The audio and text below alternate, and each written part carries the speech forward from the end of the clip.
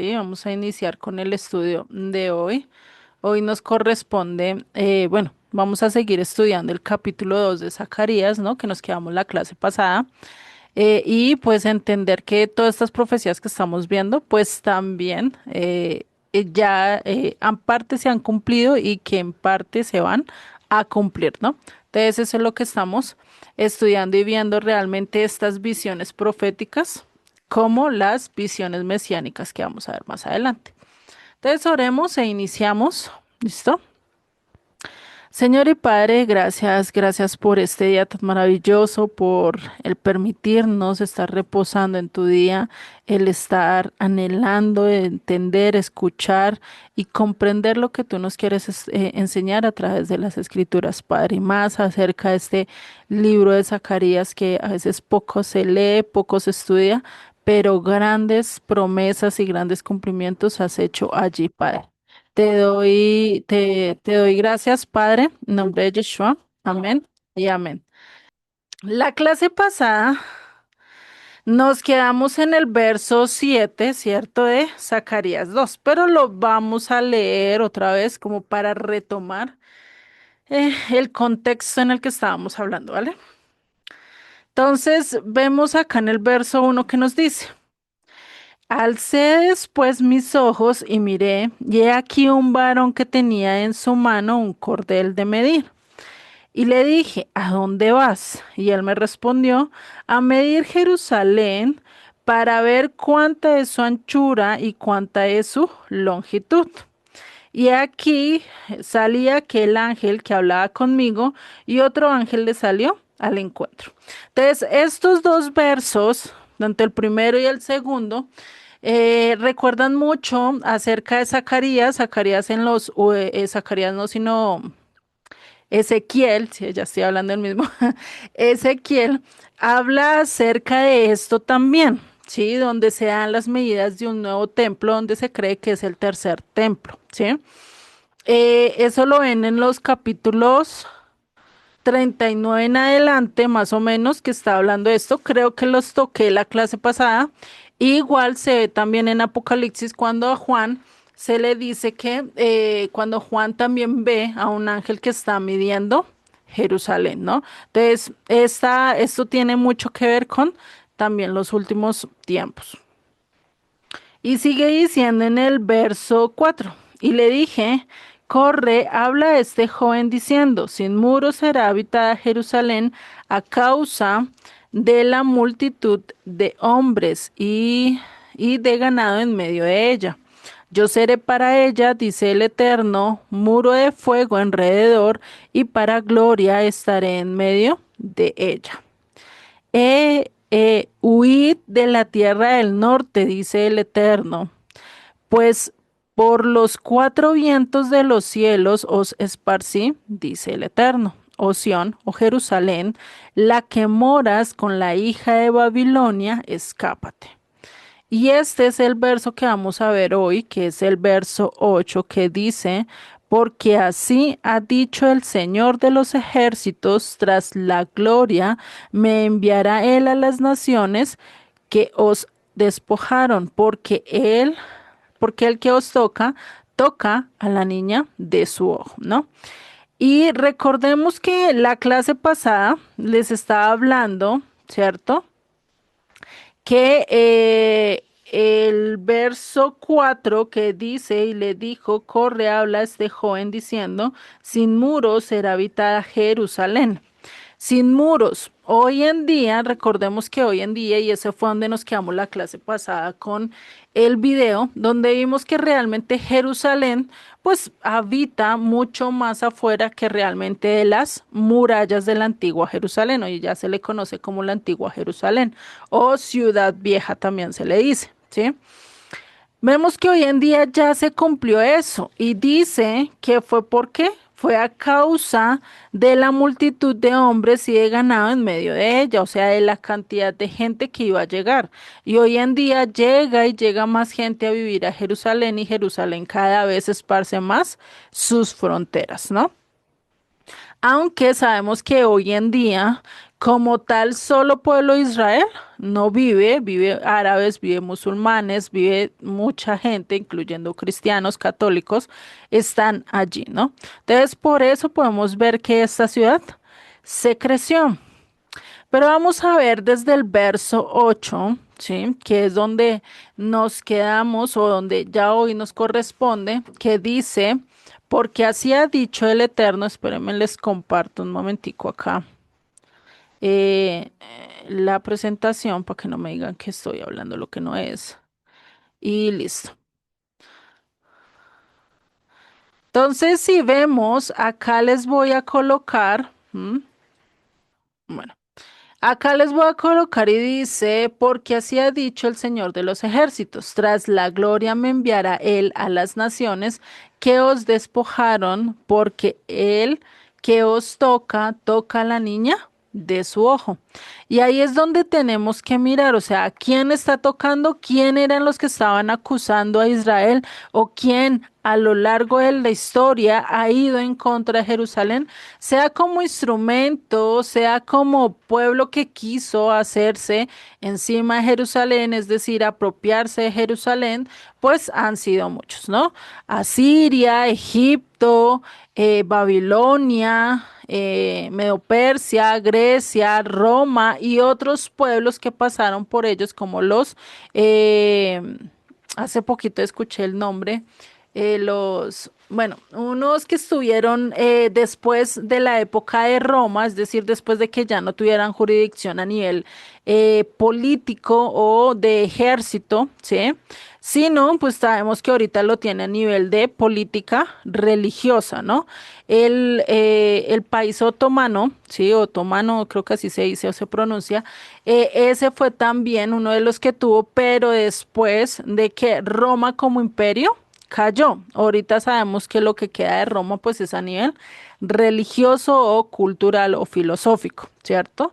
Entonces, todos estos pueblos dice que él enviará, ¿sí? A las naciones que os despojaron, es decir, va a tener un castigo con ellos, como cuando a uno le tocan la niña, ¿sí? Del ojo. Y si ustedes me preguntan cuál es la niña del ojo, es este que vemos acá, que es la pupila, ¿sí? Déjenme se los acerco un tris, que es este de acá. Me le bajo un poquito. Acá. Esta es de acá, la pupila. No sé si a ustedes les ha entrado un poquito de alguna pestaña, alguna cosa así, y cómo no molesta en el ojo, ¿no? Como uno no quiere sacarla, uno como no quisiera coger el ojo, limpiarlo y volverlo a meter, ¿cierto? De manera que no tenga nada. Lo mismo vemos acá. Él está hablando de la pupila. Si ustedes ven, esta pupila, sí, acá dice a la niña de sus ojos, ojo, es el 8 que es 892, H892 que dice baba, sí, que es algo cóncavo como puerta, o sea, la pupila del ojo donde nosotros realmente recibimos ese impacto visual, ¿sí? Entonces, es algo que necesitamos ver, ¿sí? Y conocer pues acerca de este impacto que está teniendo en la pupila del ojo, ¿no? Eso es algo que tenemos que ir mirando, ¿sí? Entonces, esa niña a la que se refiere no es que a la niña de mi casa, a la niña del vecino, es a la niña del ojo y es definitivamente uno se le mete una piedrecita, un mugre o algo en el ojo y cuánto no molesta, ¿no? Cuánto no quisiéramos sacarlo, cuánto no quisiéramos quitar eso que está allí, que está obstruyendo, que está afectando nuestro ojo, ¿cierto? Imagínate al Eterno con ese malestar, pues el que todo lo puede, es muy fácil de que se saque eso y lo despoje, lo tire.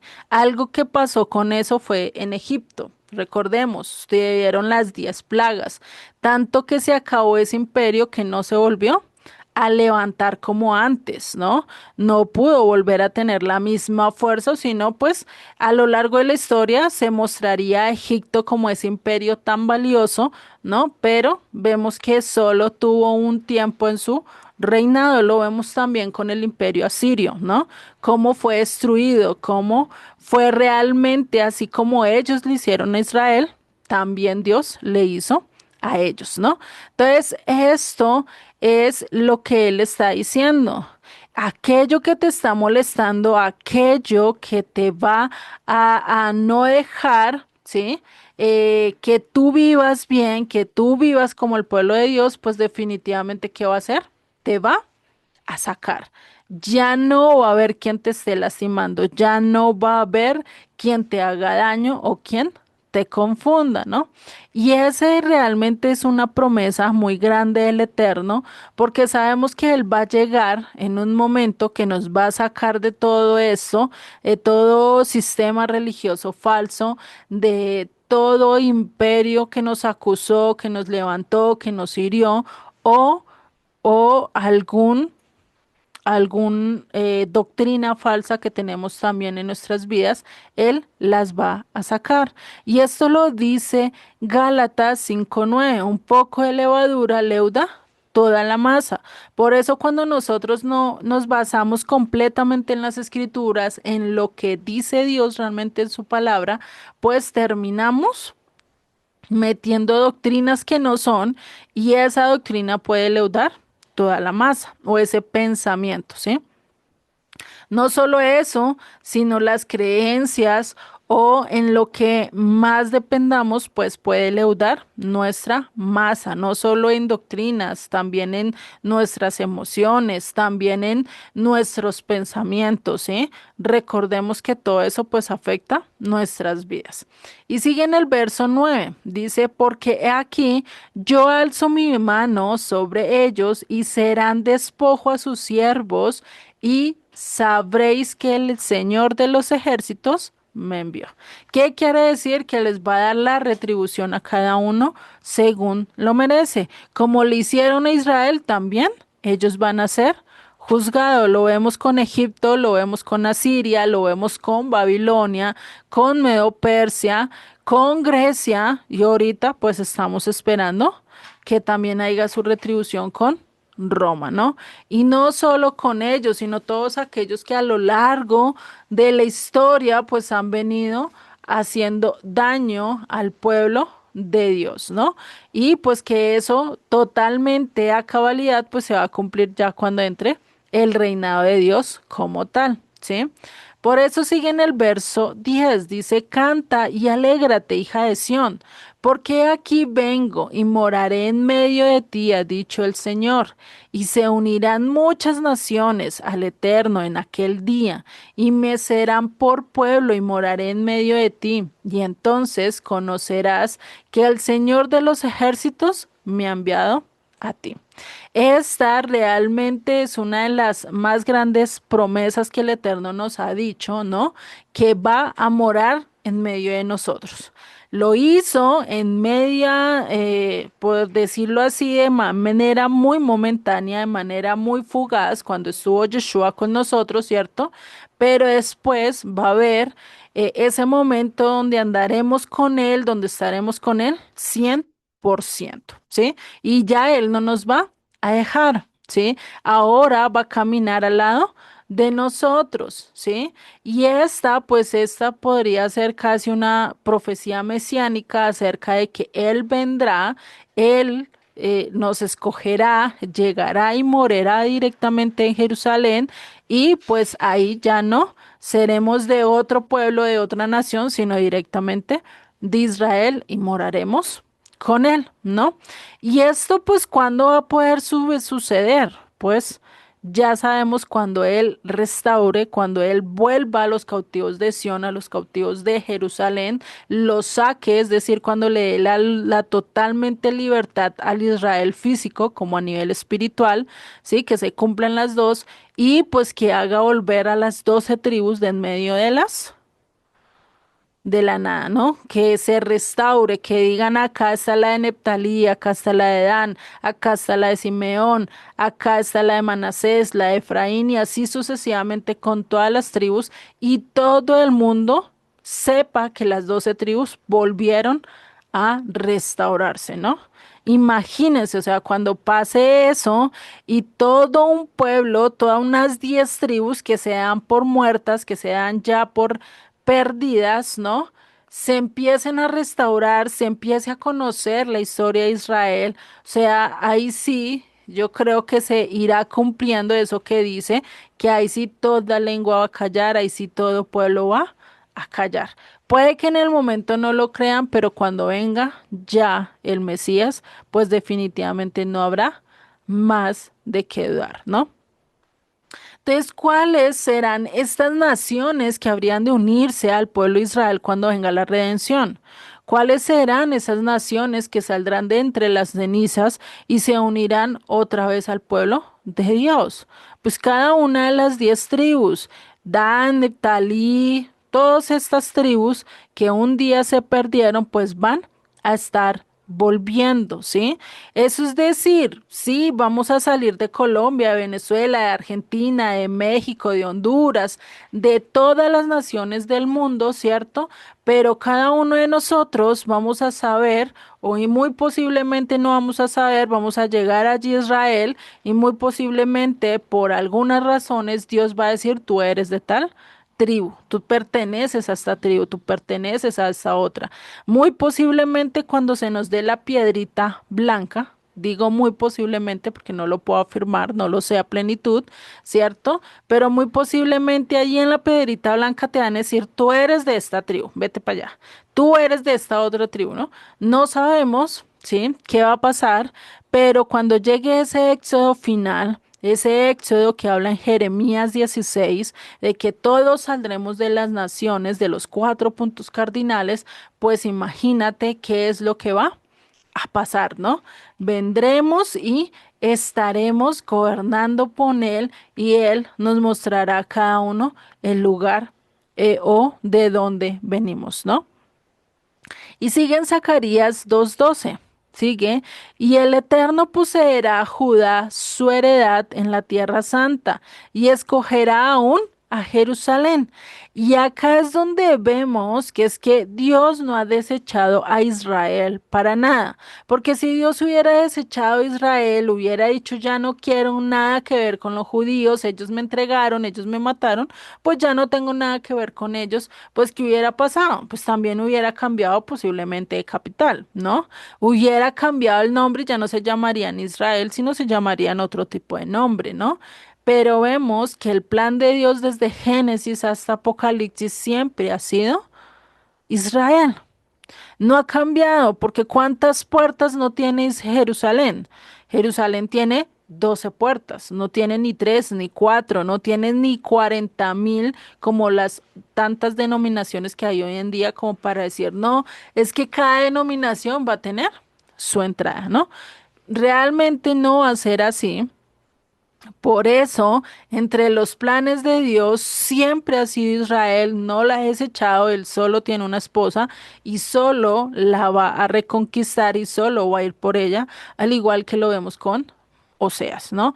Oseas es un gran ejemplo de esto, donde vemos que Oseas hubiera podido repudiar a la mujer, haberla desechado, no haberla vuelto a buscar, pero por amor y por mandato de Dios que hizo, volvió y buscó a esta mujer, la restauró, la compró, ¿cierto? Y adoptó a esos 2 hijos que venían de prostitución. Entonces, imagínate esto que realmente es muy acorde a lo que nosotros hoy en día estamos viviendo, a lo que hoy en día necesitamos ver, ¿no?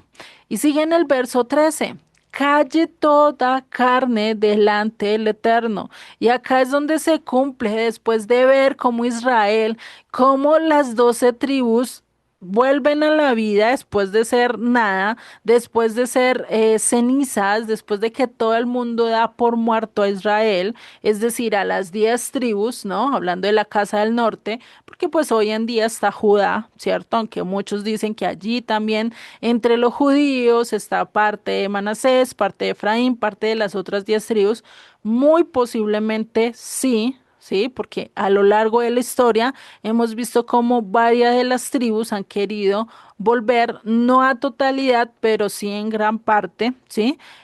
Por no seguir otras cosas que no sea lo que Dios mandó. Y eso posiblemente haya, ¿sí? Pero no son la totalidad.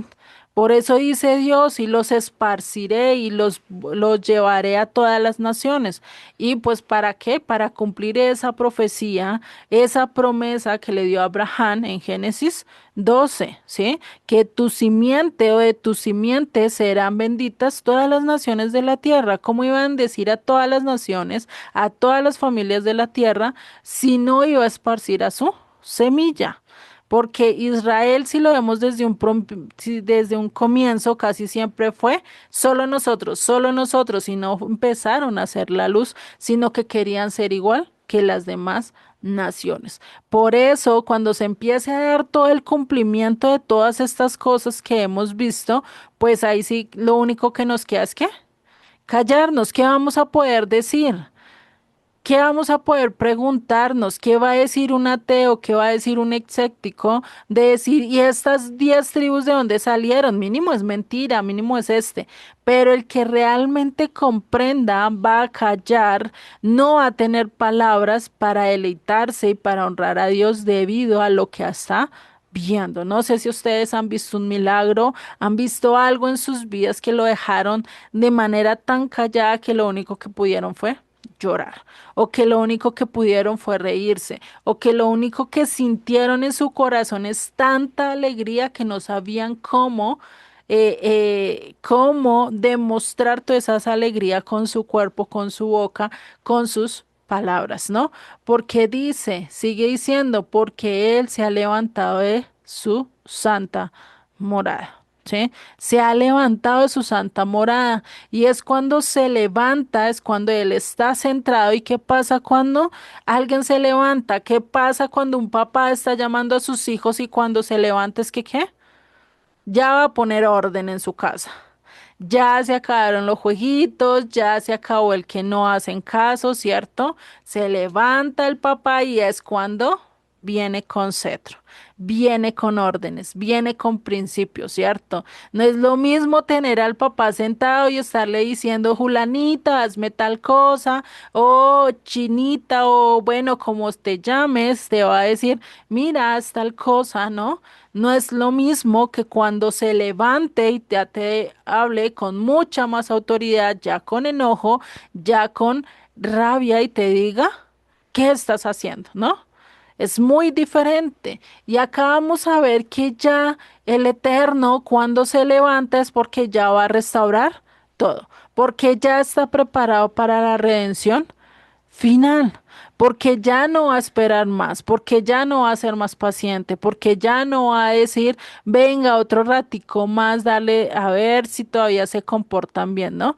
Ya va a decir, hasta acá llegó el tiempo, hasta acá les di plazo, hasta acá les di ese momento de gracia y de misericordia que necesitaron, no quisieron, pues ahora van a tener su juicio, sea para bien o sea para mal. ¿Sí? Y eso es lo que pasa, por lo menos cuando un padre, y padres que se levantan a felicitar a sus hijos de los felices y orgullosos que están, ¿cierto? Pero también se levantan en momentos a poner orden en casa, ¿no? Y eso lo vamos a ver de manera diferente. Juicio y castigo para aquellos que están al lado izquierdo y misericordia y redención para aquellos que están al lado derecho, ¿no? Entonces, eso es algo que nos lo dice en casi todas las profecías. ¿Sí? Entonces, este es hermoso porque nos habla cómo es que Él va a hacer y va a restaurar a Sión, cómo es que Él va a hacer que Israel sea luz para todas las naciones y que de allí de todas las naciones esté esa semilla que también Él implantó y restaure todo un pueblo para su servicio, ¿no? Eso sería en el capítulo 2. No sé si hasta acá tengamos dudas con el capítulo 2, ¿sí? No, no tengo dudas, gracias. Vale, listo. Bueno, entonces vamos a ver ahora el capítulo 3 cuando nos habla acerca de agencia divina, ¿sí?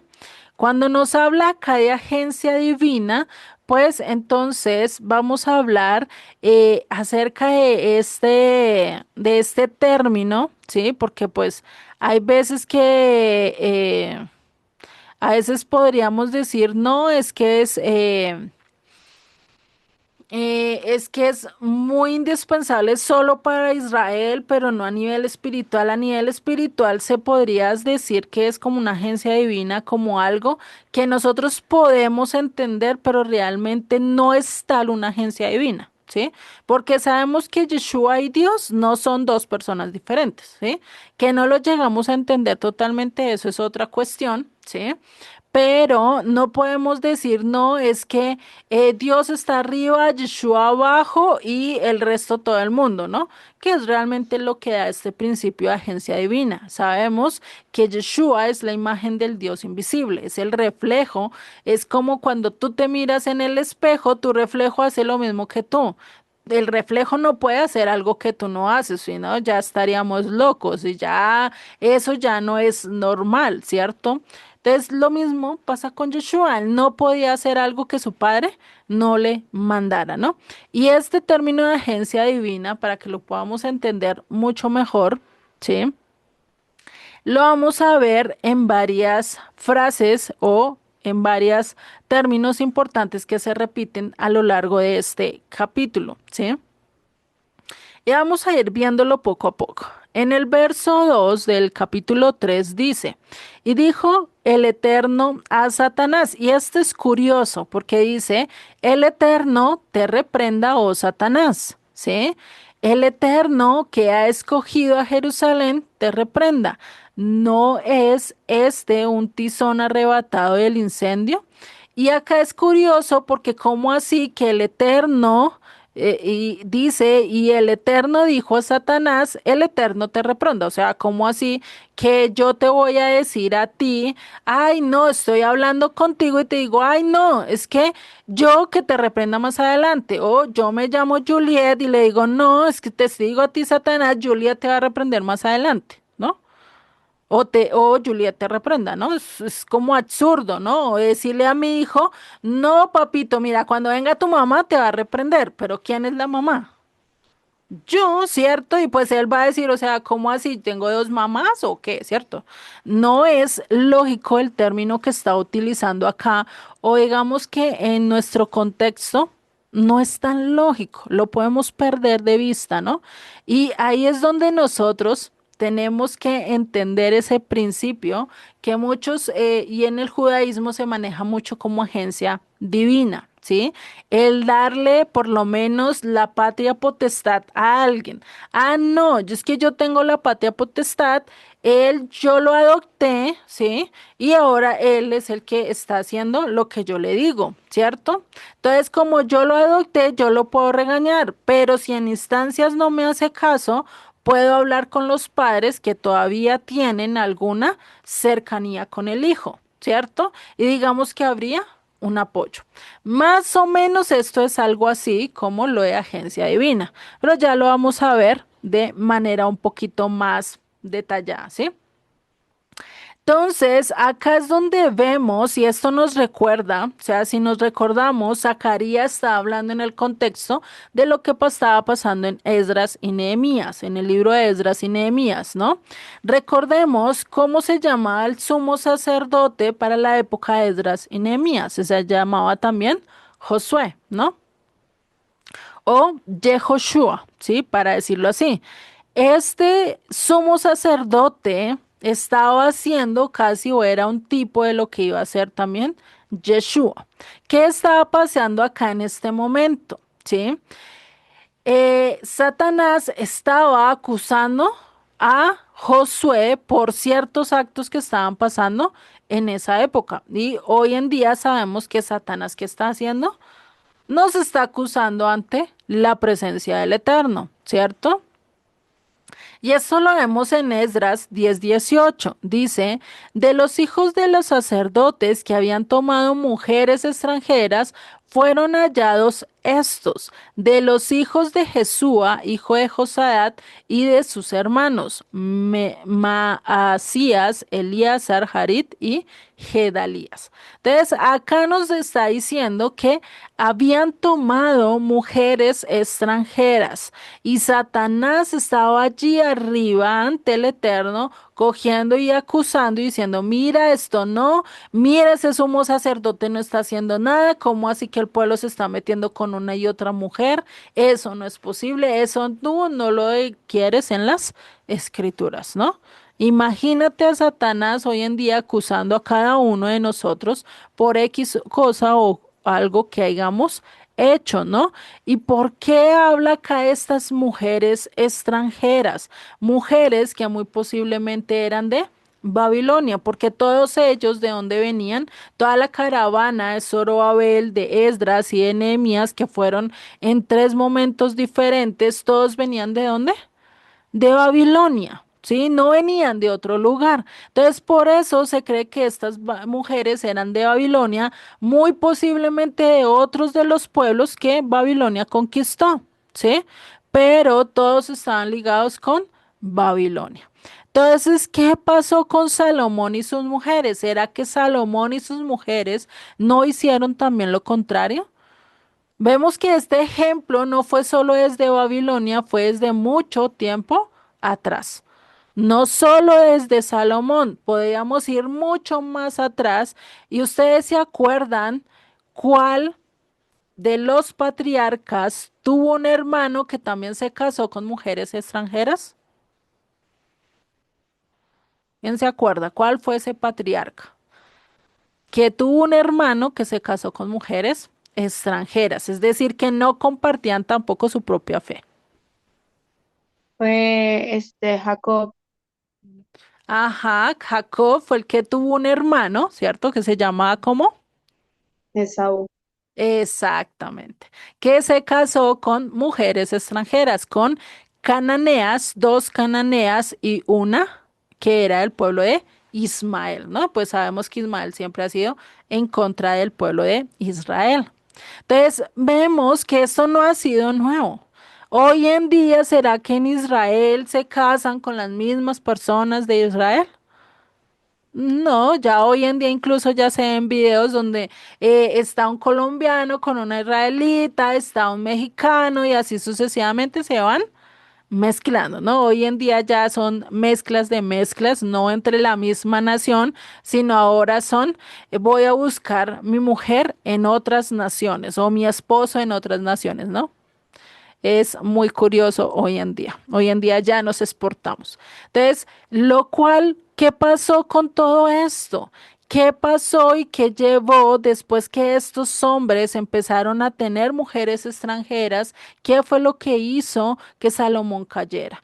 ¿Qué fue lo que hizo para que estos hombres que salieron de Babilonia, pues también tuvieran cierto pecado encima? ¿Qué pasó? ¿Será que ellos gobernaron su casa y les dijeron a las mujeres, no, ustedes se casaron conmigo, ahora ustedes siguen mi religión, ahora se olviden de sus dioses o si no? Chao. ¿Será que ellos dijeron eso? Muy posiblemente no. Y ejemplo de esto muy vivido, Salomón. Salomón será que desde un principio, desde que se casó con la hija del faraón, con una princesa egipcia, él empezó su declive. Puede que no lo haya visto él, pero a nivel espiritual Dios ya estaba viendo su declive, porque no confió plenamente en Dios. Él hubiera confiado plenamente en Dios, no se hubiera tenido que casar con tantas mujeres, ¿sí? Y después, ya a edad mucho más avanzada, tener que doblegar su corazón a los deseos de estas mujeres, ¿no? Y pues imagínense, si hoy en día un hombre sigue los caprichos de la mujer que tiene, pues imagínate teniendo 1000 mujeres al lado que le estén molestando y que le estén pullando todos los días, pues tarde o temprano va a ceder. ¿Sí o no? Entonces, imagínense. Entonces, pues estas mujeres los llevaron ¿a qué? A idolatría y a adorar dioses falsos, a tal punto de querer entregar incluso sus propios hijos, darlos a estos dioses, ¿no? No me imagino Salomón cuántos hijos tendría o llegaría a tener, muy posible muchos, ¿cierto? Pero pues no era el caso que tenía que entregarlo a estos dioses falsos cuando él conocía al verdadero Dios de Israel. Por eso sigue diciendo en el verso 3 y esto es muy bonito, y dice, y Josué estaba vestido de vestiduras viles, de vestiduras inmundas, de vestiduras sucias, y esto es cuando estamos vestidos de pecado. A lo largo de las escrituras, vestiduras viles quiere decir pecado, ¿sí? Y dice, y estaba delante el ángel, y habló el ángel y mandó a los que estaban delante de él diciendo, quitarle esas vestiduras viles, y a él le dijo, mira que he quitado de ti tu pecado y te he hecho vestir ropas de gala. Este versículo es uno de los que a mí más me gusta de este libro. Bueno, hay muchos otros, pero me impacta mucho porque tiene mucha conexión con lo que habla en Apocalipsis, donde él dice que nos va a vestir con vestiduras blancas ¿de qué? De lino fino, ¿no? Donde ya no va a ser nuestro pecado, donde ya va a haber una transformación en nuestra vida, que ya no vamos a estar en este cuerpo de carne, en este cuerpo que nos desvía, que nos corrompe, ¿cierto? Sino vamos hechos en vamos a estar revestidos de ropas de gala, de ropas hermosas, de ropas impresionantes, ¿no? Y esto podríamos decir que es volver a lo que Adán tuvo en un principio, ¿sí? Adán muy posiblemente en su momento estaba vestido de ropas de gala, de ropas de príncipe, de ropas que eran de un hijo de Dios, de la realeza. Es decir, ¿por qué digo de la realeza? Porque eran puras, porque no tenía pecado, porque era tal cual que podía caminar y hablar con Dios. Pero ¿qué pasó al momento de él tomar sus decisiones propias y decir, no, yo quiero ser igual que Dios? ¿De qué se vistió? Dejó sus ropas de gala por unas ropas viles. Por eso fue que ahí en el momento que se le abrieron los ojos se dio cuenta que estaba desnudo. Antes, ¿por qué no se había dado cuenta? Antes, cuando estaba nombrando a todos los animales, ¿por qué no se dio cuenta que estaba totalmente desnudo? ¿Por qué perdió esa santidad? ¿Por qué se escondió de Dios?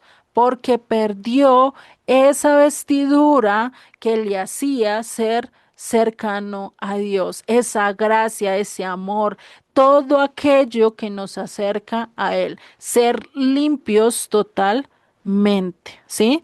Y ahí fue donde perdió Adán, pues toda su realeza, toda toda esa pureza, toda esa gracia, todo eso que el Eterno le quería mostrar. Pero ahí fue cuando fue desechado. Por eso Adán podría ser un hijo de Dios, literalmente, porque ¿quién lo creó? Dios. No era solo criatura de Dios, era hijo de Dios, porque Dios le estaba enseñando, le estaba instruyendo y dejó ser hijo de Dios cuando pecó. Cuando fue en contra de Dios, porque eso lo mismo lo dice las escrituras. Hijo de Dios es aquel que hace la voluntad de Dios. No es el que hace lo contrario, ¿sí? No es el que dice, ay, no, yo soy hijo de Dios por automática, pero no tienes que hacer nada. Imagínense lo que dijo Juan el Bautista, ¿no? En el momento que los fariseos y escribas, ciertos de ellos, le dijeron, no, nosotros tenemos a Abraham por padre. Pero ¿qué dijo Juan? Dios puede hacer hijos de Abraham aún de estas piedras. O sea, ¿qué les dijo? Ustedes no se crean tanto por tener o por creer que tienen el linaje de Abraham. Porque como lo dice Pablo en una de sus cartas, judío o aquel que cree realmente en Dios, ¿qué tiene que hacerlo? En el interior, tiene que mostrar que realmente va a hablar de acuerdo a lo que Dios dice. Va a hablar con sinceridad, va a hablar con santidad, va a estar apartado totalmente para Dios. No es que va a tener una pie para acá y otro pie para allá, y no. Y acá lo vemos muy clarito. Dice, te quitó esas vestiduras viles de pecado, porque ahí ya después te lo dice, mira que he quitado de ti el pecado, es decir, esas vestiduras viles que te corrompen y te he hecho vestir ropas de gala. Impresionante, ¿no? Esto que estamos viendo acá. Y sigue en el 9, el verso 9 más adelante, versos más adelante dice, porque he aquí aquella piedra que puse delante de Josué, sobre esta única piedra hay 7 ojos. He aquí yo grabaré su escritura, dice el Señor de los ejércitos, y quitaré el pecado de la tierra en su día. ¿Sí? Yo grabaré su escultura, ¿no? Entonces, imagínense acá lo que está diciendo. Dice, puse una piedra delante de Josué. ¿Quién sería esta piedra? Del cual tenía 7 ojos. Imagínense, ¿no? Y si nosotros miramos quién sería este Josué, si al cual se le estaba señalando, se le estaban criticando y le estaban diciendo, mira, tú te has corrompido, pero al cual Dios dijo, no, tranquilo, te voy a quitar esas vestiduras viles y ahora las voy a poner de gala. ¿A quién se estará refiriendo? ¿De quién será que está hablando? Y que dice que después delante de él pondrá una piedra de 7 ojos. Imagínate todos estos simbolismos que están acá, que no los vamos a ver todos, porque definitivamente, pues imagínate, tocaría irlo verso por verso, ¿no? ¿Qué sería hablando, no? Entonces nos está hablando de quién? De Yeshua, aquel que tiene los 7 espíritus, hablando de las 7 manifestaciones que tiene Dios, ¿cierto? Hablando de esas 7 festividades que se cumplen en él, en el Mesías. Yeshua es la roca. De eso lo podemos comprobar con Mateo 16 y 17. Nos habla, Yeshua mismo se muestra como la roca y no solo lo podemos ver en estos 2 capítulos, también en Segunda de Pedro 2, si no es segunda, es primera. De Pedro 2 nos habla acerca de que quién es la roca. Yeshua. Pedro mismo dice, Yeshua es la piedra angular. Que Pedro hubiera podido decir, no, yo soy la piedra angular que Yeshua escogió y me va a dar las llaves de la Hades. ¿Sí? Eso no lo dijo. Dijo claritamente que era Yeshua, ¿sí? Y Yeshua, recordemos que también cumple todo lo que le pasa en la vida a José el Soñador, ¿sí? José el Soñador, José, el que vemos en Génesis, aquel que es el hijo de Jacob, ¿cierto?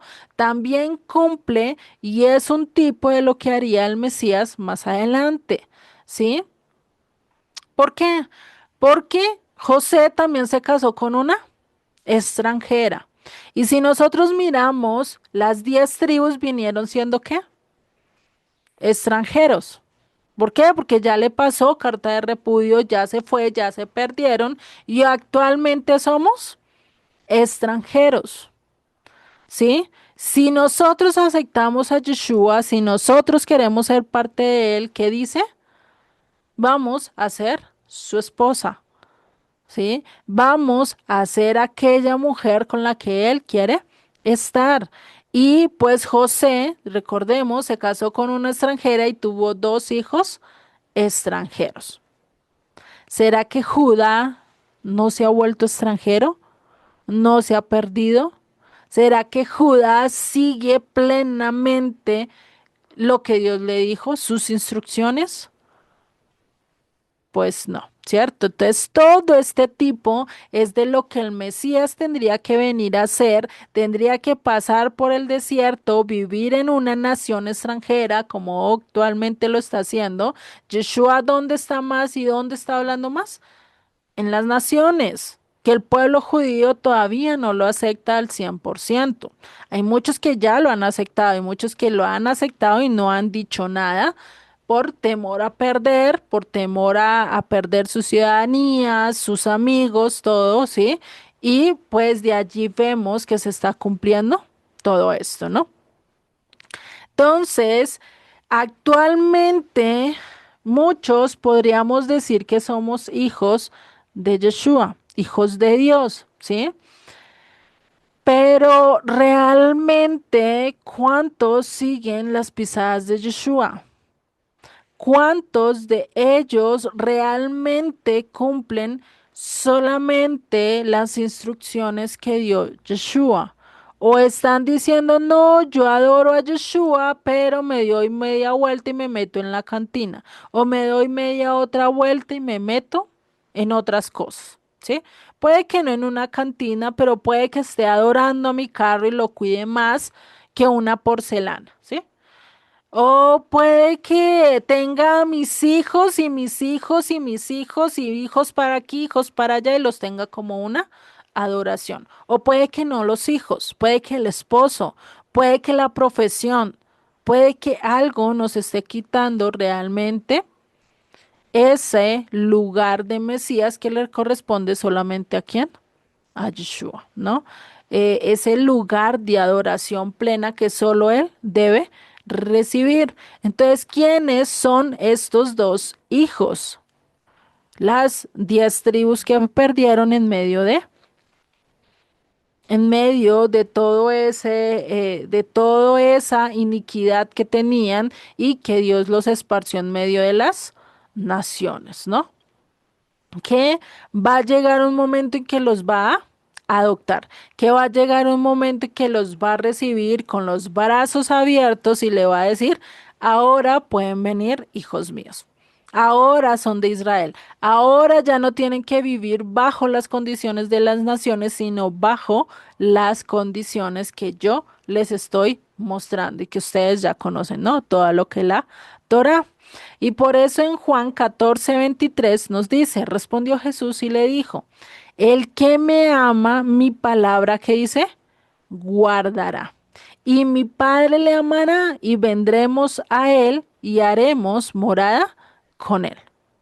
Entonces, ¿quién es el que va a ser hijo? El que ama y guarda la palabra de Dios, sigue sus instrucciones. Un hijo de Dios debe actuar de acuerdo a lo que dice su padre. No de acuerdo a lo que él quiera, no de acuerdo a lo que él piense, sino de acuerdo a lo que Dios esté diciendo. Por eso, acá y muchas veces hay doctrinas que sacan, ¿sí? Que sacan fuera de contexto y empiezan a decir, no, es que él es mi hijo espiritual. ¿Será que realmente nosotros nos podemos ganar hijos? ¿Será que realmente yo lo estoy convenciendo y lo digo y lo traigo ante la presencia del Padre y le digo, mire Padre, te convencí y te traje este hijo adoptivo? ¿Será que como yo, hijo, puedo adoptar a otro hijo para Dios? No, eso es una falsa, eso es algo que yo no lo llegué a entender, sino cuando estaba haciendo este estudio y yo decía, es que hijos espirituales no hay.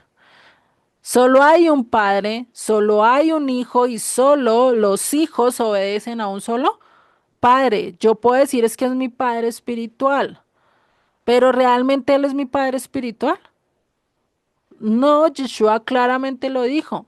Solo hay un padre, solo hay un maestro, solo hay un Mesías al cual debemos de adorar. No hay dos, no hay tres, que muy posiblemente sí sea parte y que te haya Dios utilizado como instrumento para traerte y para llevarte a los pies de Dios, sí. Eres un instrumento que Dios utilizó, pero no eres mi padre. Mi padre espiritual, mi padre físico, ¿quién es Dios? No hay más, ¿sí? Ya, pues ya biológico, eso es otra cosa, eso ya sabemos que no tiene mucha repercusión acá, pero saber que el único lugar al que le pertenece toda nuestra adoración es ¿quién? Dios, ¿sí? No a nadie más, ¿no? Entonces, ante esta acusación, pues, ¿qué hace el Eterno? ¿Sí? ¿Qué hace el Eterno ante que le acusan y le dicen, venga, es que realmente tú puedes cambiar las vestiduras? ¿Es que realmente tú tienes el propósito y tú tienes, puedes hacer de todo? ¿Qué pasa?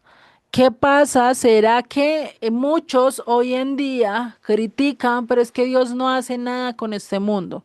Mire cómo es que está injusticias, mire cómo es que está la maldad, mire todo lo que está pasando él porque no hace nada. ¿Será que él no quiere hacer nada? Él está dando misericordia. Él quiere saber y él está preocupado para que todos nos salvemos. Pero el problema es que, ¿qué pasa? No todos queremos ser salvos. No todos queremos quitarnos las vestiduras viles, ¿sí? Por eso, el momento de quitarnos ese velo, el momento de estar delante de Él, pues ¿qué necesitamos?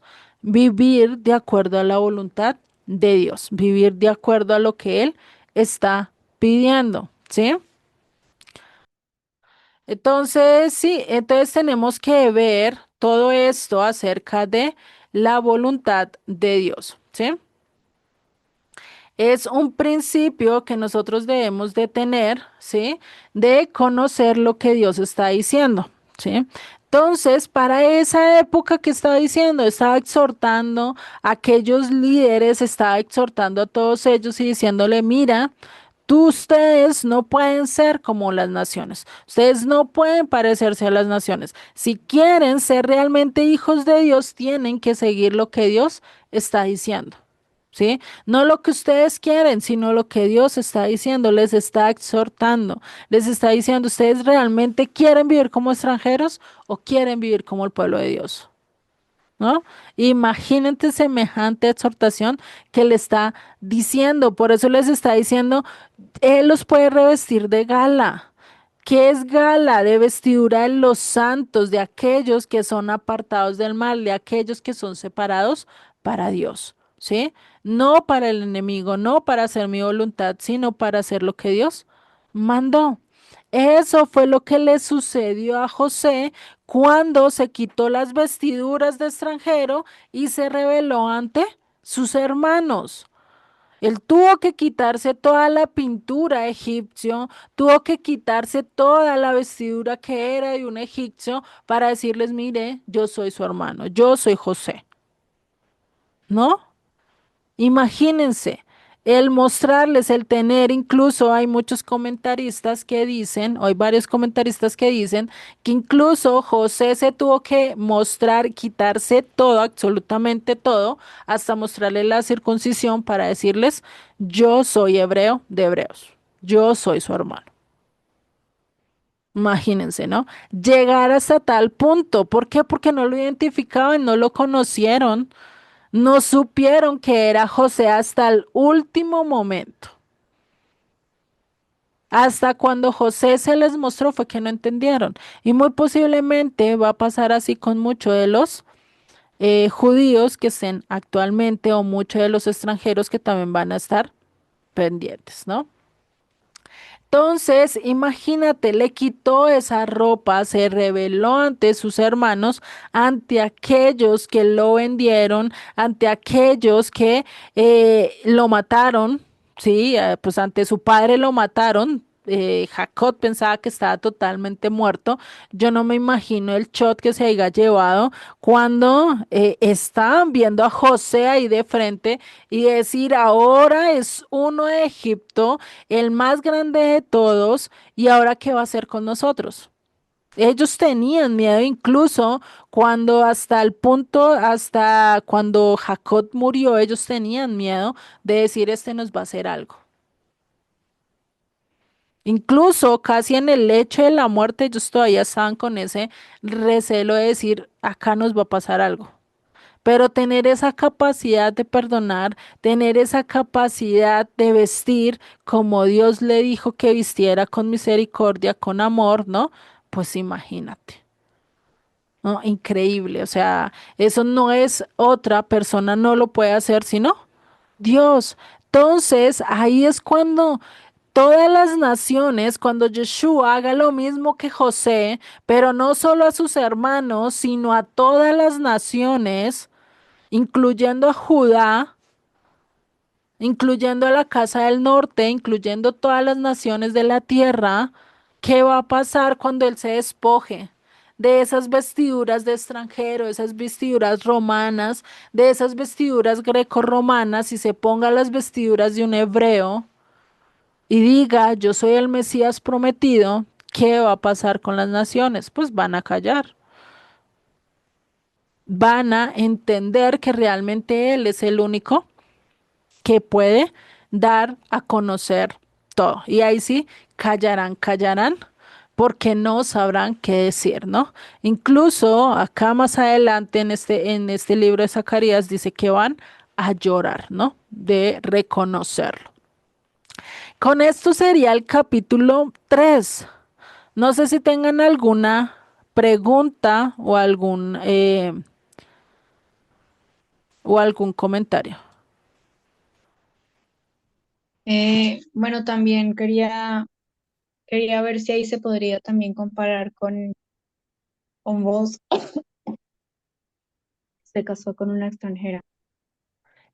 Y él Exactamente. también podría ser como un tipo de Mesías, porque él la redimió, ¿no? Ujú. Y ahí la Ok. diferencia, o sea, ese es un buen punto porque la diferencia entre lo que hicieron, porque muchos podrían decir, no, pues es que él hizo mal, porque se casó con una moabita, ¿no? Pero vemos que la diferencia de Ruth con estas otras mujeres extranjeras era que Ruth sí quería renunciar a todo su pasado, a su nación, a sus ídolos y seguir al Dios de Israel. Pero, ¿qué pasaba con estas mujeres que estaban hablando acá o que nos está hablando acá de Esdras, de la época de Esdras, de Nehemías, porque Nehemías también hace un recuento de esto? ¿Y qué pasó? Es que estas mujeres no querían dejar sus ídolos, igual que para cuando Salomón se casó. ¿Será que las mujeres dejaron sus ídolos, dejaron todo y adoptaron la creencia de Salomón? No, No, ¿cierto? Entonces ahí fue donde cometieron el error. Y ahí es donde un punto que sí quiero agregar, y es que Dios no es que haga a excepción de personas y Dios diga, no, es que nada con los extranjeros, no. Dios permite a los extranjeros, le da la entrada siempre y cuando se rindan y digan, voy a hacer la voluntad de aquel que me acogió, que quién es Dios, ¿no? Si no lo hacen, pues de lógico que van a seguir siendo extranjeros por más que tengan la ciudadanía de Israel, digamos a nivel físico, ¿no? Y ese es un buen punto. mm, Gracias, Juanita. ok, gracias a ti. Vamos a seguir entonces con el capítulo 4, donde vamos a ver el misterio de los dos olivos. Y acá es donde vamos a ver también ese simbolismo 2, ¿sí? Ese simbolismo de dos se ve a lo largo de todas las escrituras y que también representa las dos casas de Israel, ¿sí? Y esto vamos a ver que para la época de Zorobabel o de que Zacarías estaba escribiendo todo esto o a la que el profeta Ageo estaba escribiendo, pues era una época donde Zorobabel también podría haber estado abrumado, haberse estado estresado, haberse estado de saber qué no hacer por tan grande obra que era la restauración de Jerusalén. O sea, no era una obra chiquita para esa época, pues ahorita podríamos decir, no, pero es que es chiquita, o sea, que era ese lugar, pues ya con la maquinaria, con los obreros que nosotros tenemos, pues digamos que la restauración no sería tan difícil. Pero el problema es que para esa época no habían máquinas, solo tocaba, ni siquiera, quién sabe si habían palas, picas, quién sabe si habría eso. Habrían solo instrumentos manuales. Y a quienes les tocaba restaurar también Jerusalén, pues al propio pueblo, porque no habían obreros especializados, o si habrían, posiblemente entre ellos mismos, ¿sí? Pero imagínate toda esa obra y solo recaer en manos de Zorobabel porque el pueblo pues tampoco estaba como muy dispuesto a colaborar, preferían estar en sus casas, preferían embellecer sus casas, pero dejar el templo olvidado, ¿no? Entonces, ahí es cuando Dios empieza a utilizarlo, cuando Dios le empieza a hablar a través de Zacarías, a través de Ageo y le dice, venga, no, toma fuerza, aliéntate, ánimo, tú puedes, no estás solo, ¿sí? Imagínate ese confort, ¿no? Que Dios le estaba dando, ¿no? Porque igual, si es que nomás ustedes piensen, lo quieran ustedes, por lo menos Juanita, tú que estás en el área de la salud, pues imagínate tú querer crear un hospital tú misma, pues vas a empezar a pensar en recursos, en tanto humanos, económicos, materiales, ¿no? Y todo lo que conlleva crear un hospital, ¿no? O aquel que quiera montar su propia empresa, pues no va a poder hacerlo de la manera sencilla porque primero tiene que dar poquitos pasos para ir avanzando. Pero imagínense una obra como esta, decir voy a ir a restaurar a Jerusalén y no tener ninguno de los recursos. A pesar de que Dios lo mandó con recursos a Jerusalén, pero no lo suficientes como para hacer todo lo que tenían que hacer, ¿no? Y que muy posiblemente uno dice, voy a hacer tal cosa y uno lo piensa de un tamaño muy grande, ¿cierto? Pero cuando vemos la realidad, nos desanimamos, ¿no? Y eso podría haber pasado. Muy posiblemente para él la ciudad no estaba tan destruida, no estaba tan esto y podía restaurarla de una manera muy fácil. Pero ¿qué pasó cuando llegaron y vieron todo quemado, cuando vieron todo que no estaba bien? Eh, imagínate, ¿no? Es como ver todo un lugar en ruinas y uno decir, ¿y ahora acá cómo voy a levantar? ¿Cómo es el croquis? ¿Cómo es que estaba hecho? ¿Cómo es que estaba armado? ¿No? Y si llevabas más de 70 años que no llegabas a ese lugar y llegas por primera vez, tú no conocías ni siquiera cómo estaba diseñado. O sea, te pierdes, ¿no? Vienen muchas cosas a tu cabeza que dices, ¿cómo voy a hacer esto? O sea, ahí sí como, como decía el chavo, ¿y quién me va a ayudar, no? Ahora, ¿quién me va a poder salvar? A ver, ¿a qué hora? A ver, ¿quién me va a poder decir todo lo que tengo que hacer? Pero Dios por eso le habla a través de Ageo y le habla a través de Zacarías y le dice, tranquilo, estoy contigo, ¿no? Estoy contigo. En la época de Salomón, a muy diferencia de Zorobabel, él sí contó con todos los recursos y no los puso él. ¿Los puso quién? David, ¿no?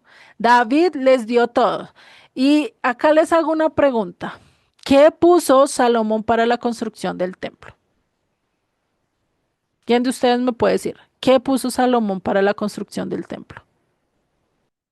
O les cambio la pregunta, entonces, ¿será que Salomón puso algo para la construcción del templo o David dio todos los recursos? ¿Qué me dice? David dio todos los recursos.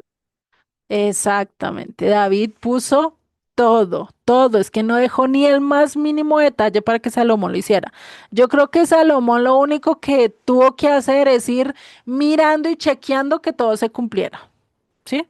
Eso fue lo único que tuvo que hacer, ¿sí? Supervisar que la obra se llevara tal cual como David dijo. Eso fue lo único que tuvo que hacer Salomón, supervisar.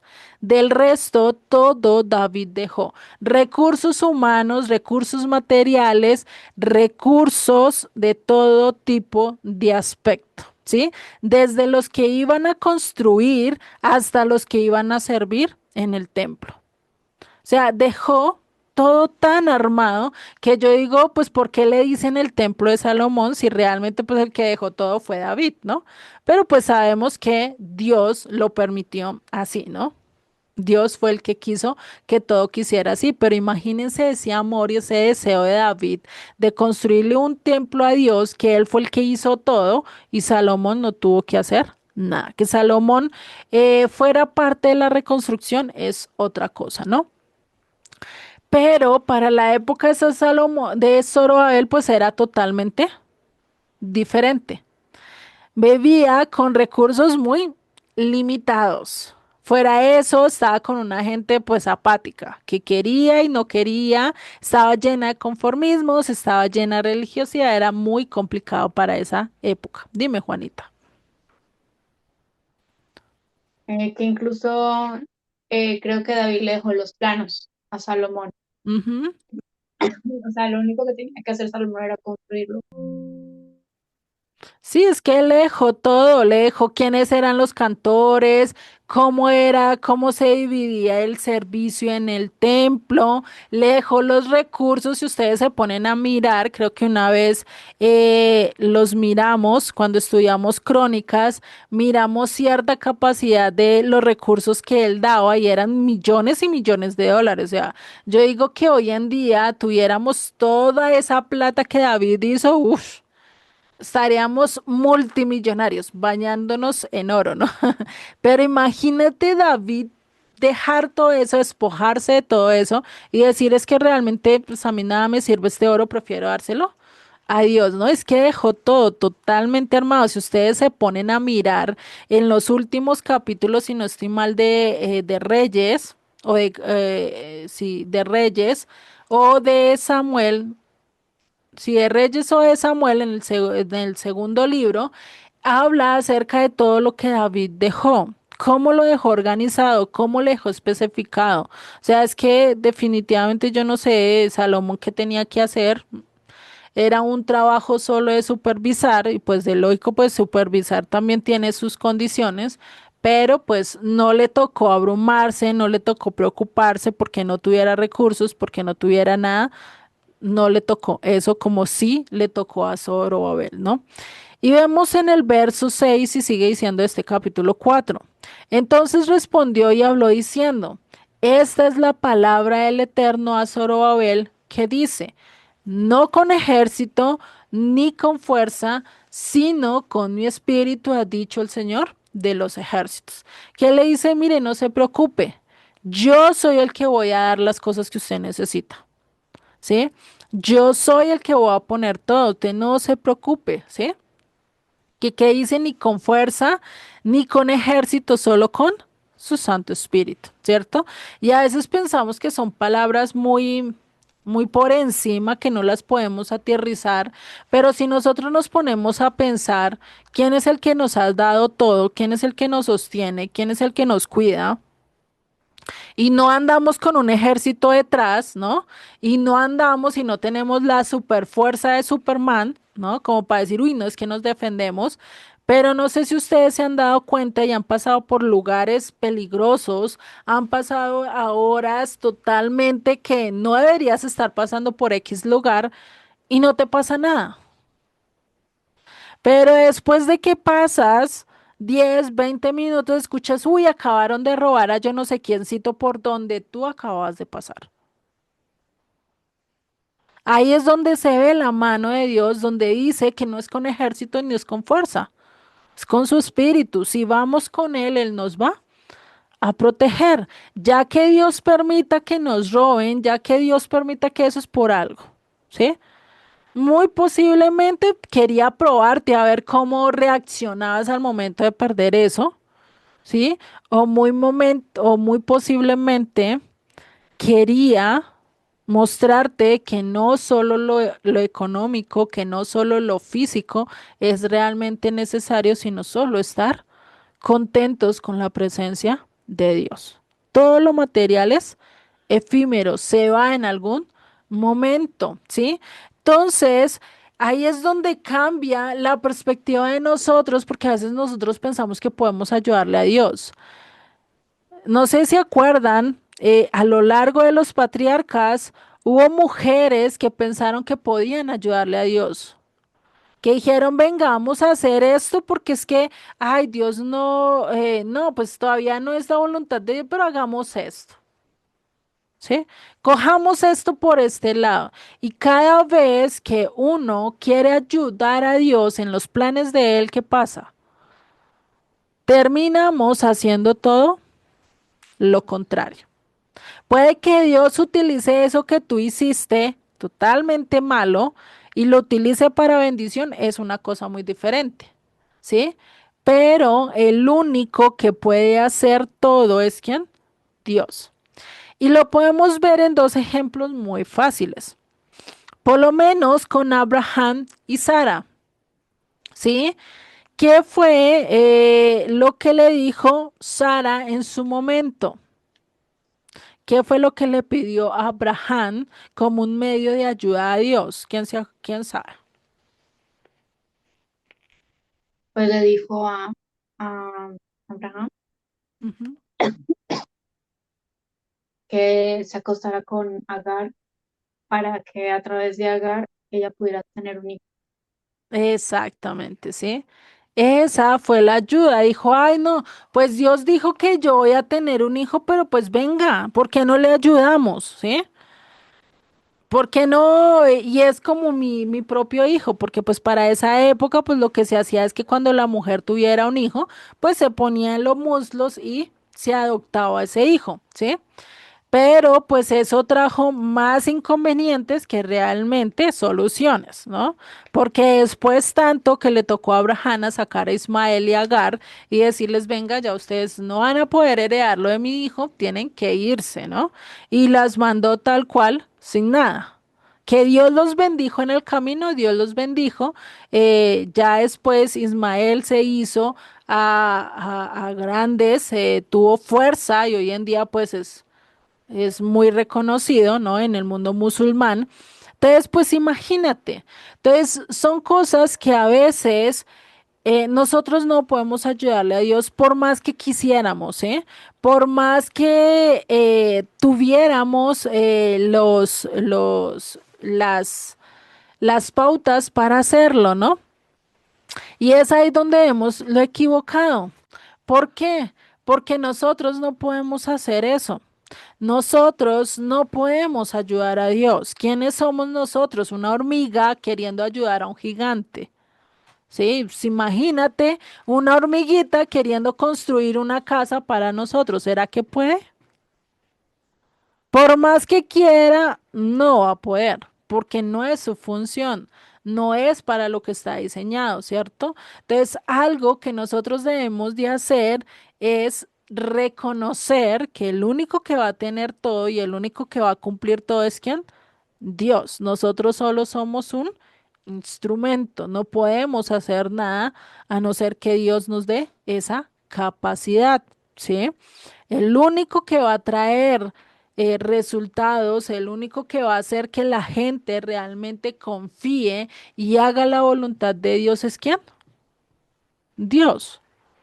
Por más que tú le hables y le ruegues a una persona, esa persona no va a ser conmovida a no ser que sea Dios el que lo toque. O a no ser que esa persona ya haya sido predestinada por Dios, ya la haya escogido desde la fundación del mundo. Entonces, ninguno de nosotros podemos hacer algo. Nosotros no podemos sembrar la semilla en el corazón de la gente. Nosotros no podemos hacer que cambien o que quiten el fumar, el tomar, el ser marginados, ni nosotros mismos podemos cambiar eso en nuestras propias vidas, ¿no? Pues imagínate hacerlo en los demás. Entonces, el único que puede hacerlo es ¿quién? Dios, ¿no? Y acá ya después viene y le muestra una visión de los dos olivos a Zacarías, donde vamos a ver que es uno de los temas que más se repite acerca de los olivos a lo largo de los profetas, ¿sí? Ese número 12 nos muestra mucho a lo largo de todos los profetas, ¿sí? Incluso esos dos olivos también se repiten mucho a lo largo de las escrituras, ¿no? Hablando de las dos casas de Israel.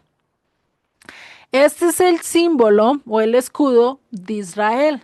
Acá tienen dos olivos, ¿sí? Acá dice Israel, acá tiene los dos olivos y en el centro tiene la menorá, ¿no?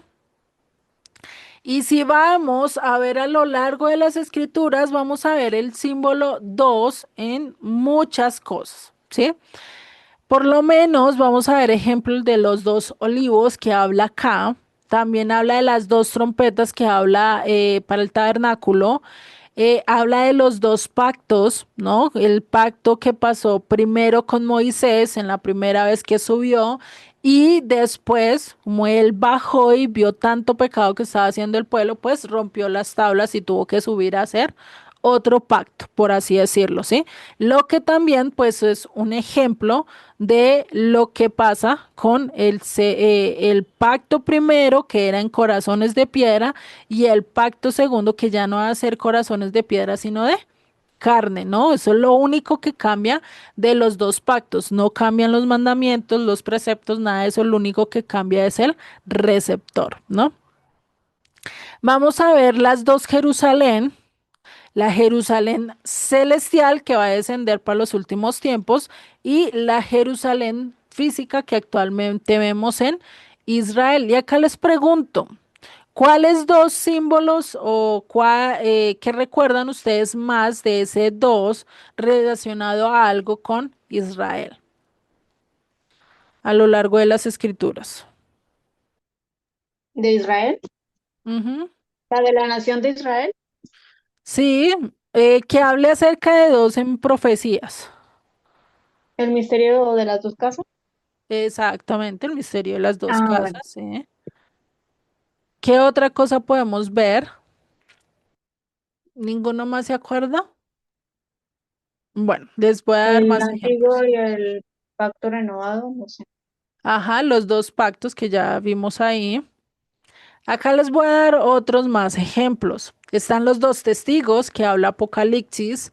Están los dos querubines que están, que se hacen encima del arca del pacto, ¿no? Están los dos ángeles en la tumba vacía cuando llega María y las otras mujeres y llegan a la tumba vacía y ven es a los dos ángeles, ¿no?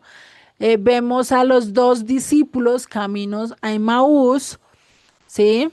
Y pues si miramos en la profecía de Ezequiel, pues nos habla de dos hermanas, está de las dos viñas, está, ¿qué más les puedo yo acordar así? Dos hermanas,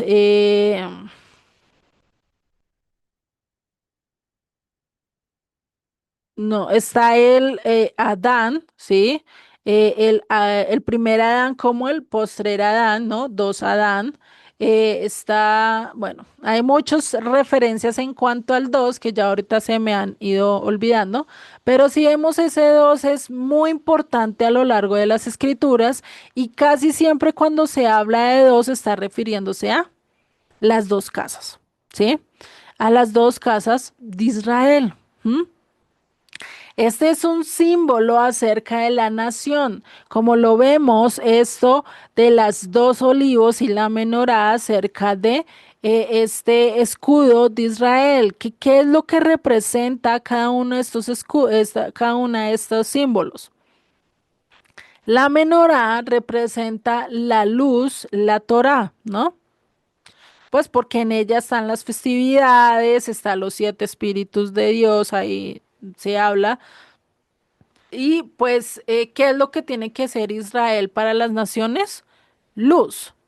¿Qué tenemos que ser nosotros como discípulos de Yeshua? Pues ser luz para los demás, ¿no? Entonces, algo que tenía que ser Israel era ser luz y enseñar esa luz a las demás naciones. Pero ¿qué pasó con Israel? Israel no quiso ser eso. Israel quiso ser como las naciones y apagar su propia luz, ¿no? Lastimosamente fue algo que estaba pasando.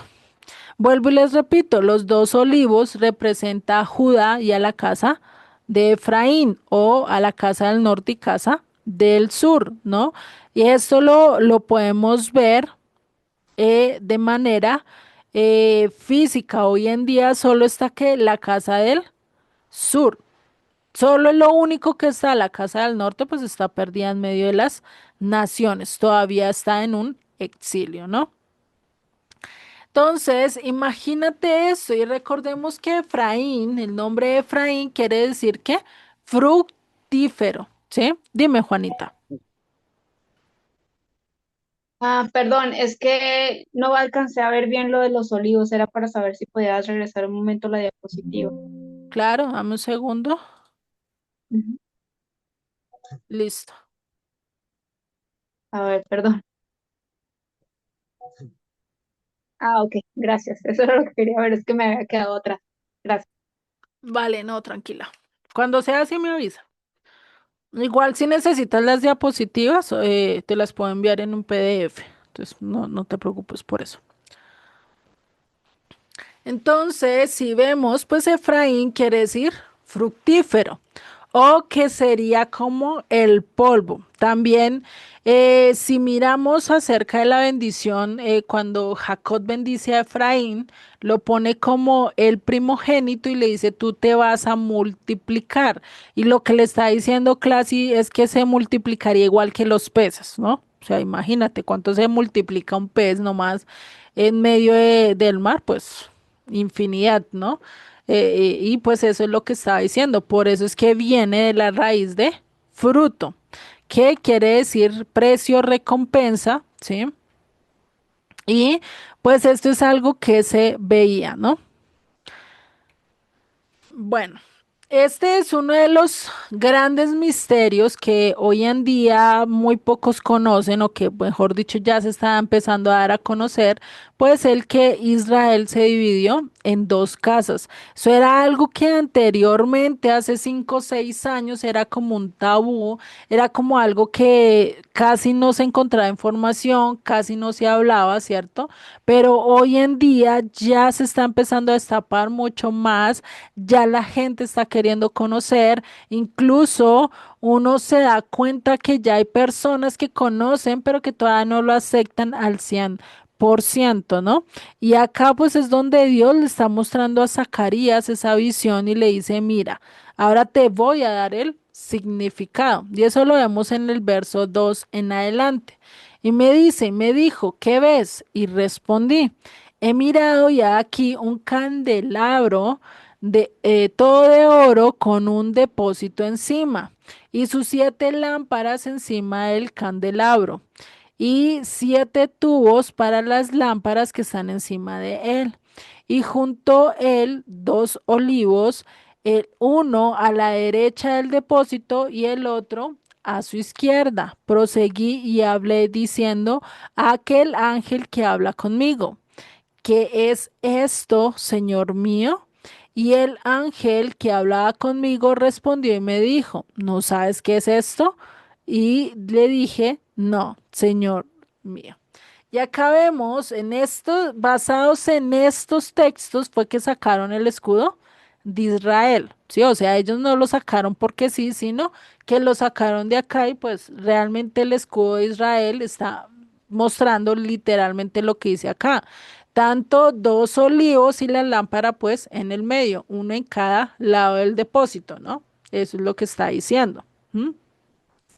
Y es curioso porque el ángel le dice, bueno, el ángel no, sino Zacarías le pregunta, en que, ¿qué es esto? O sea, explícame qué es esto, yo no entiendo.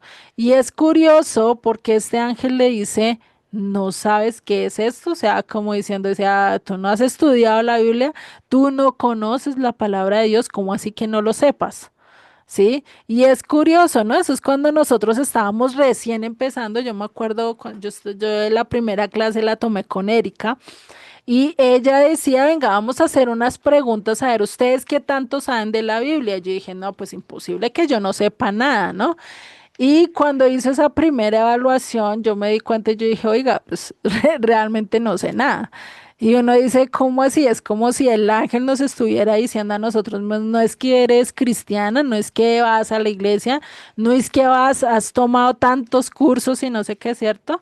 Pero no conoces nada y uno como que llega y se enfrenta, ¿no? A su realidad. Y pues eso es lo que estaba pasando para este momento. Zacarías tendría que haber reconocido estos simbolismos. ¿Por qué? Porque son simbolismos prácticos de Israel que se ven desde muy chiquitos, que se conocen en otras profecías como en Ezequiel, ¿sí?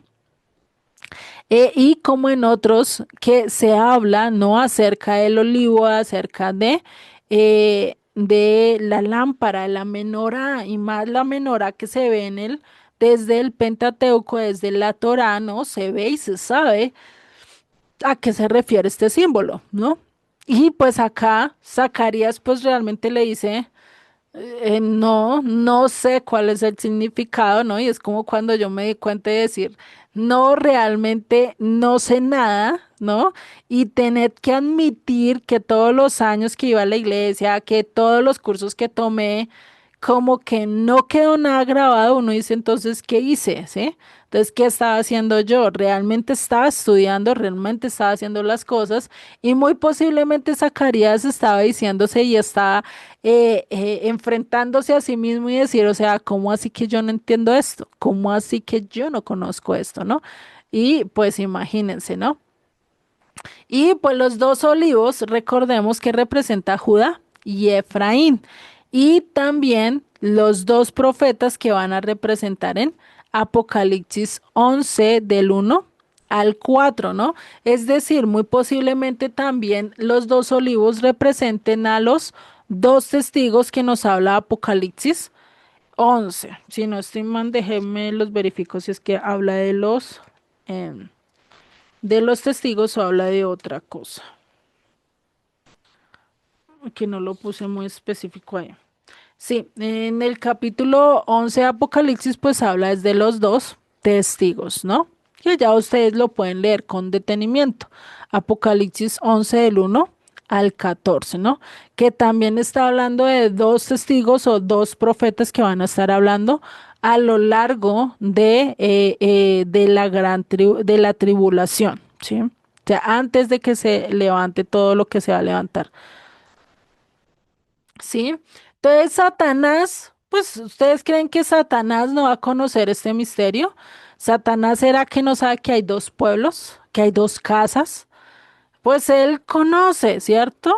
Él sabe y él lo que él quiere es que estemos, mejor dicho, despreocupados, que no nos unamos realmente como un pueblo, sino que estemos como lo fue Babilonia, una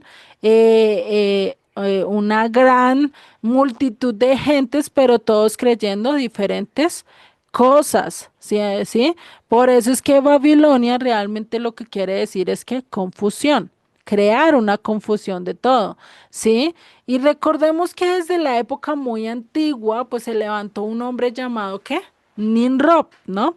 Que realmente Babilonia le rinde mucho honor a este hombre, ¿sí? Y este hombre, ¿qué fue lo que quiso hacer? Crear una nación poderosa en contra de lo que Dios quería, ¿sí?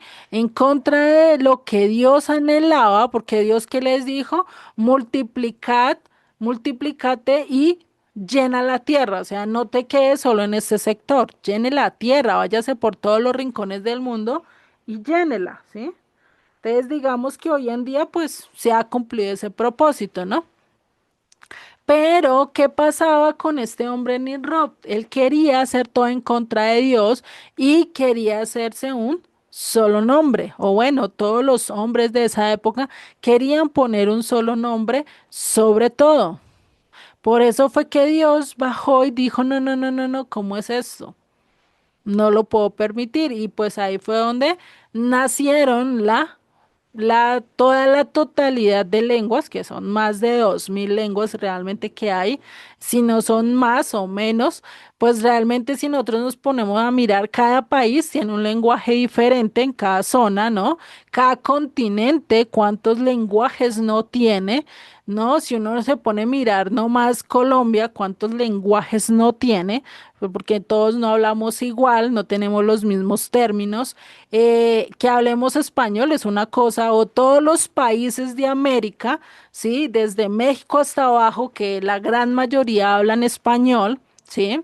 Digo la gran mayoría porque no todos, pero tienen diferentes palabras, diferentes contextos, a cada cosa le nombran diferente y si uno no sabe en Ecuador qué se refiere a tal cosa, puede incluso estar diciendo una grosería o estar insultando a la otra persona sin que se den cuenta, ¿no? Y uno sin saber. Y por eso es que hay tantos lenguajes que hoy en día uno podría decir, no, pues es que hay poquitos.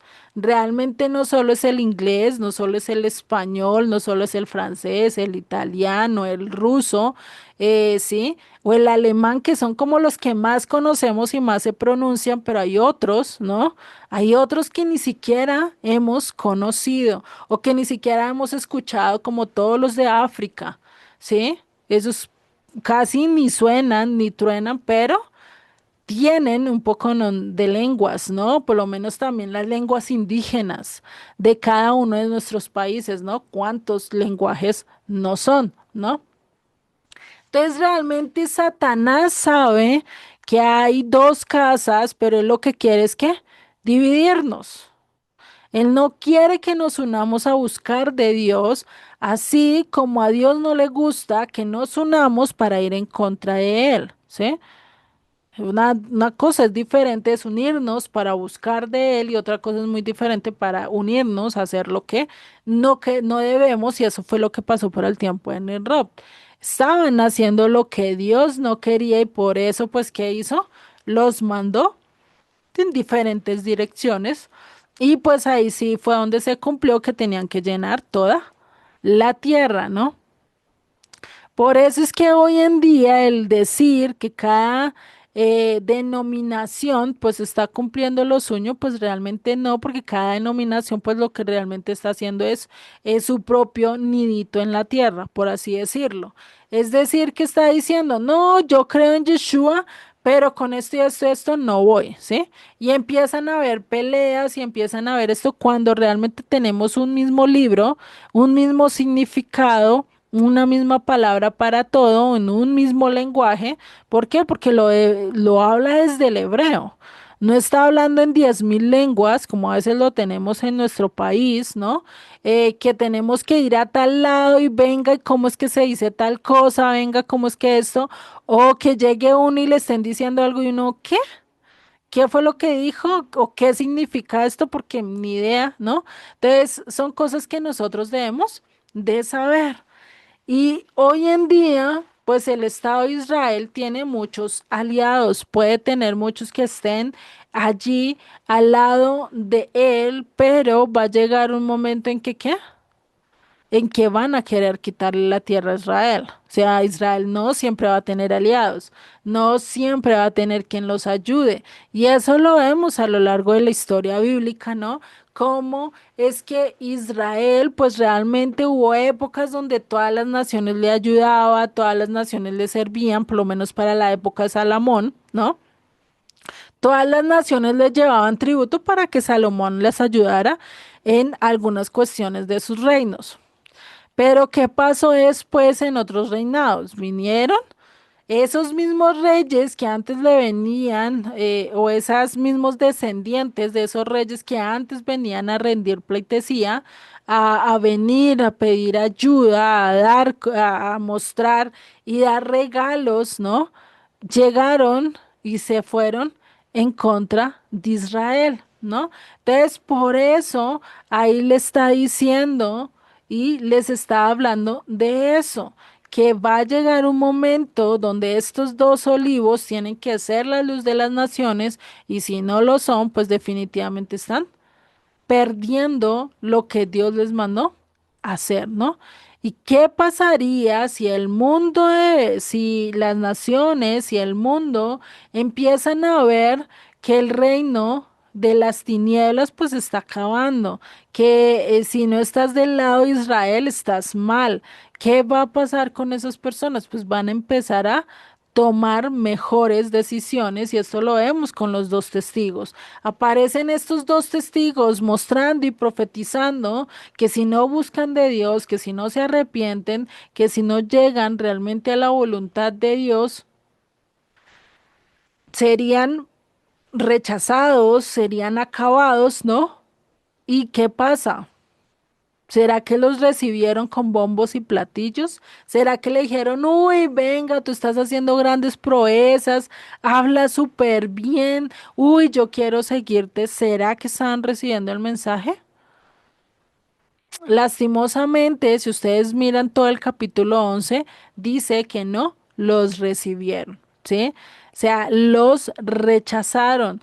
Y va a ser lo mismo que hicieron con Moisés. Moisés fue rechazado. Enoc, de pronto en su momento también, Zorobabel también, ¿no? Y pues imagínate, ¿no? Todo lo que va a venir para esa época ellos van a ser rechazados. Hoy en día no se sabe realmente a ciencia cierta quiénes van a ser estos testigos porque pues realmente las escrituras no dice quiénes son los testigos. Se ha sacado varias teorías. Unos se dicen que probablemente fue Moisés o vaya a ser Moisés uno de ellos con Elías. Se cree que Elías es claro porque lo dice la profecía de Malaquías en el capítulo 4 si no estoy mal o 3 habla acerca de que Elías pues vendría, ¿no? Pero pues realmente tampoco es que se sabe si realmente vendrá o vendrá como espíritu, es decir, que esa persona que se levantar, uno de los dos testigos va a tener el mismo espíritu de Elías, o sea, o el mismo propósito, ¿no?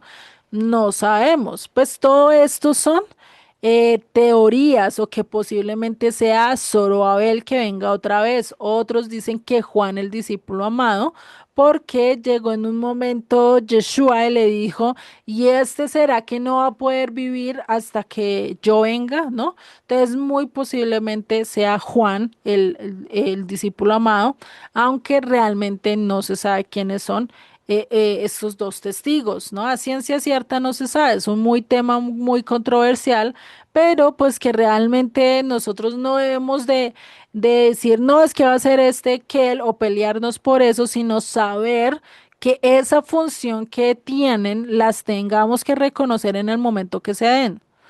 Porque qué tal tú estés diciendo, no es este, pero igual tú no conoces la cara de Enoch, no conoces la cara de Moisés, pero necesitas saber cuál es el mensaje que ellos deben de dar, de transmitir, y que si no lo transmiten y que si no se da ese mensaje, pues es que son qué? Falsos testigos, ¿no? Entonces, ¿cuál será? Y con esto vamos a ir finalizando la clase de hoy, más no el estudio, ¿sí? Entonces, ¿cuál será el mensaje de estos dos testigos? ¿Qué es lo que van a odiar todo el mundo hasta el punto de quererlo matar? Pues que van a estar hablando de las escrituras, le van a estar diciendo lo mismo que dijo Jeremías para su época, lo mismo que dijo Ezequiel, Daniel, Oseas, lo que dijeron todos los profetas, ¿sí? Que le estaban profetizando a sus reyes, al pueblo, y ¿qué pasaba? No querían escuchar, no querían doblegarse.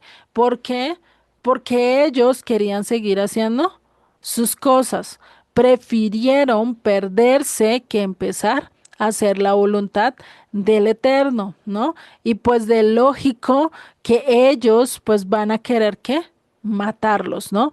Matar a aquellos que están haciendo esas señales, porque se dice que ellos incluso harán señales, prodigios que nunca se han visto, y pues después dice que ellos van a tomar sus vidas. ¿Sí?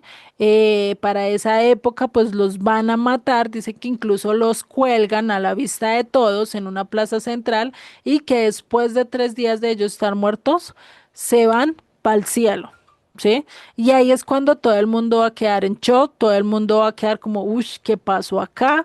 ¿No? Porque eso va a ser de blue, de risa, de escarnio, y es casi que para esa época cuando pase eso vamos a estar casi lo que pasaba con el Imperio Romano, que hubo un tiempo, por lo menos para la época de Nerón, que cogían y quemaban cuerpos y los ponían como antorchas para mostrar a los demás y decirles, ese es el fin de quien va en contra de su imperio, ¿no? Y pues imagínate.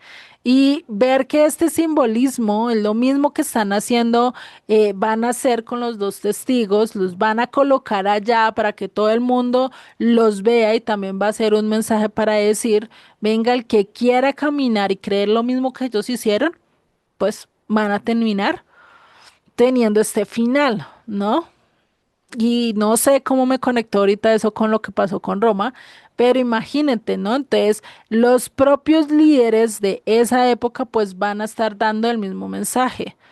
Acá el que no crea y que no haga la voluntad de lo que este hombre o esta organización se levante, pues va a terminar siendo así. Pero también se van a dar cuenta que el único Dios verdadero, pues también va a ser su obra, su parte, ¿no?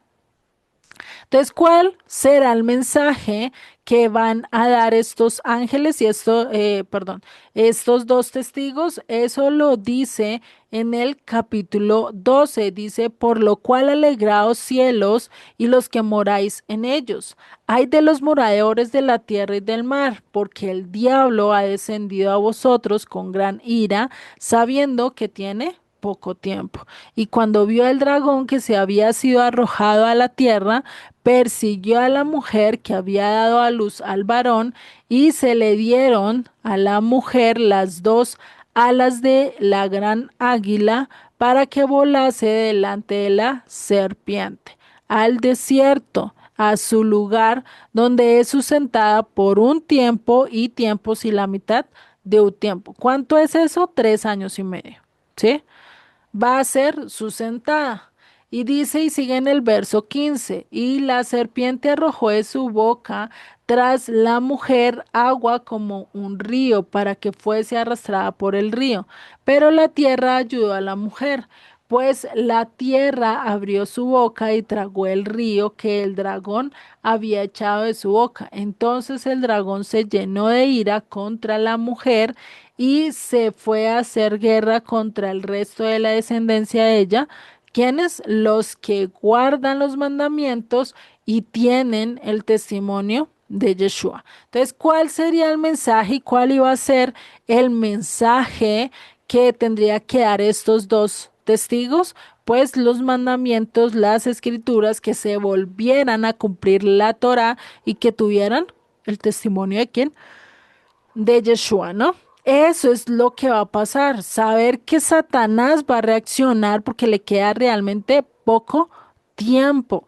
Y en este contexto, pues no nos debe quedar la menor duda, ni siquiera eso, porque los testigos van a venir en ese contexto de persecución. Muy posiblemente, y se cree que esos dos testigos van a venir recordemos que es un lapso de 7 años donde este hombre va a poder reinar, ¿no?